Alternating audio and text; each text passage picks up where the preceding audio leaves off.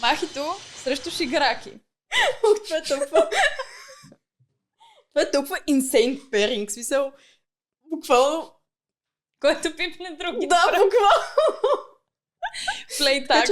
Да, буквално ще е play tag нещо и цялостно като сила съм много на едно ниво. So...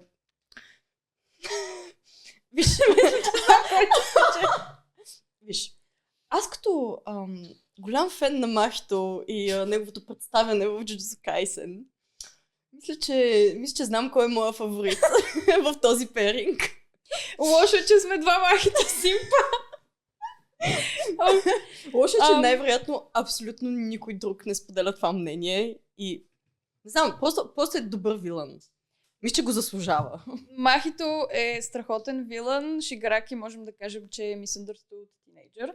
Да. Така че може би и Махито е pure evil и може би ще има по-малко задръжки. Не знам откъде извадих тази логика.